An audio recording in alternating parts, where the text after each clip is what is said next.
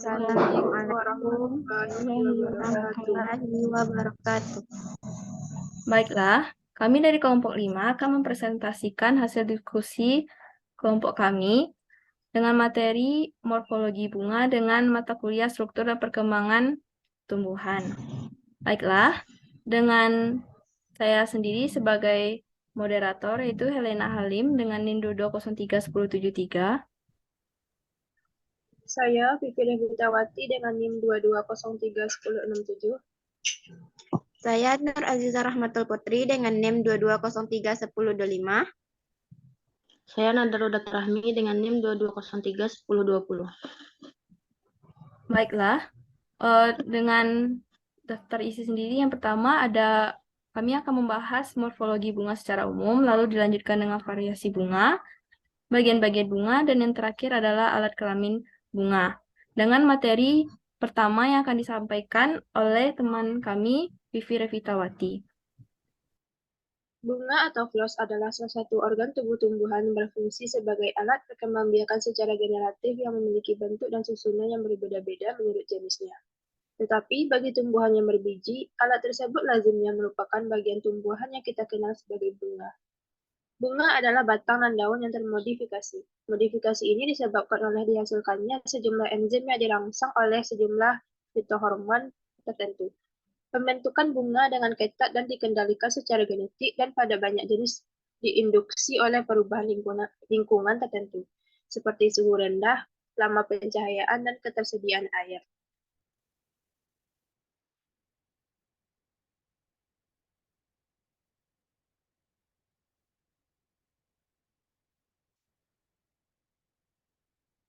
Bunga adalah suatu tunas yang bernas dengan 4 lingkaran daun yang termodifikasi, kelopak atau sepal, mahkota atau petal, benang sari atau stamen, dan putih atau karpel. Bagian-bagian tumbuhan dapat teman-teman lihat pada gambar tersebut. Dimulai dari bagian bawah bunga terdapat kelopak atau sepal yang umumnya berwarna hijau. Kelopak membungkus bunga sebelum bunga mereka. Di atas kelopak bunga adalah mahkota atau petal, berwarna cerah pada sebagian besar bunga. Mahkota membantu menarik serangga dan penyerbukan lainnya. Kelopak dan mahkota merupakan bagian bunga yang steril, yang berarti bahwa bagian-bagian itu secara tidak langsung terlibat dalam reproduksi. Di dalam cincin mahkota terdapat organ reproduksi, yaitu benang sari atau stamen dan putih atau carpel, yang secara berturut-turut adalah bagian bunga jantan dan betina.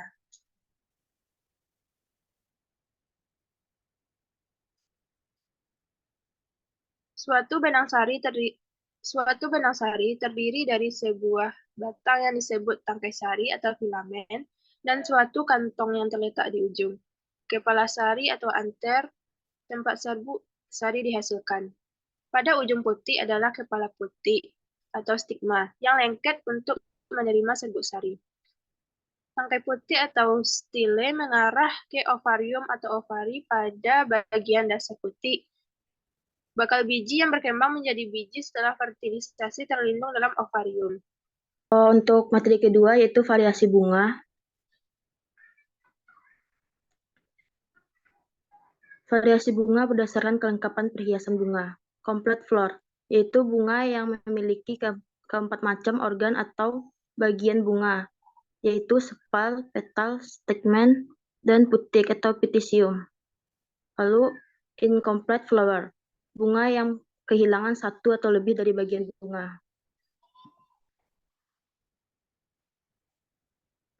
Complete flower, bagian-bagian yang sempurna. Yang pertama, yang nomor 1 yaitu bunga sempurna. Bagian kedua yang menunjukkan nomor 2, kepala putik atau stigma.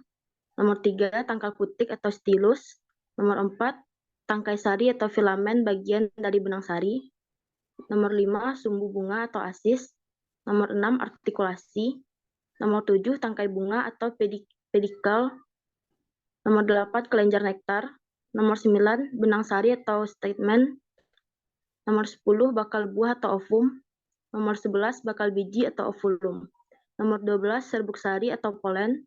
13, kepala sari atau attar. 14, perhiasan bunga atau periantium. Nomor 15, mahkota bunga atau corolla. 16, kelopak bunga atau calyx. Baiklah, selanjutnya ada variasi bunga ditinjau dari organ reproduksinya. Terdiri dari dua, yaitu ada perfect flower dan imperfect flower. Untuk perfect flower adalah bunga yang bagian fertil atau reproduksinya, stamen dan pistilumnya ada dalam satu bunga. Bunga ini dinamakan pula bunga hermaprodit. Namun, bunga sempurna belum tentu disebut dengan bunga lengkap. Selanjutnya ada imperfect flower, yaitu bunga yang hanya memiliki satu macam alat reproduksinya, yaitu bisa hanya putik atau benang sari saja. Hal ini dinamakan bunga uniseksual. Terdapat dua macam bunga uniseksual, yaitu bunga jantan dan bunga betina. Yang memiliki bunga uniseksual biasanya terbagi atas dua, yaitu monoecious dan dioecious. Seperti yang terlihat pada gambar, di sana dikatakan, a monoecious plant can bloom and set seed all on its own, yang artinya keberadaan bunga jantan dan betinanya terdapat pada satu tumbuhan yang sama, sehingga polinasi dapat terjadi pada satu tumbuhan yang sama.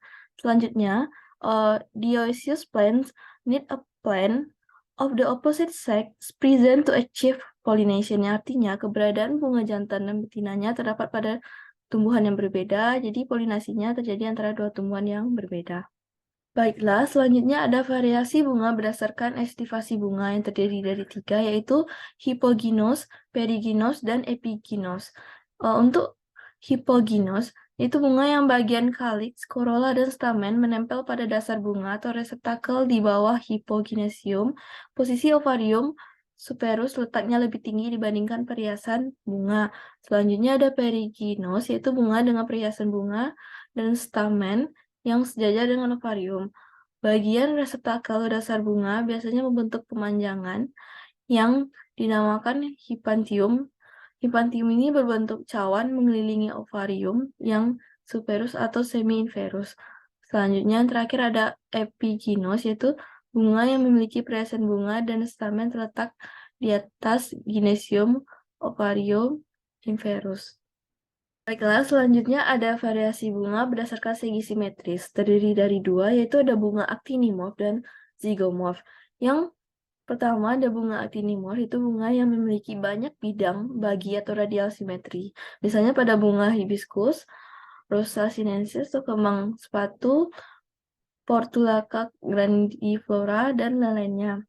Selanjutnya ada bunga zygomorph, yaitu bunga yang hanya memiliki satu bidang bagi atau bersifat bilateral simetri. Misalnya pada bunga dari suku Fabaceae atau Leguminosae dan Orchidaceae atau anggrek-anggerekan.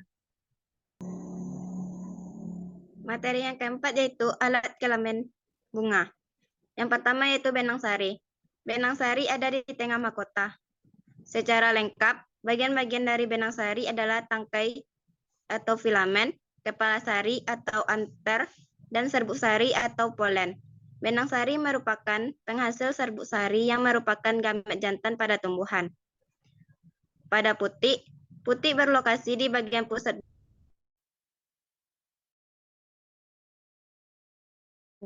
lembaran penyusun putik disebut karpel.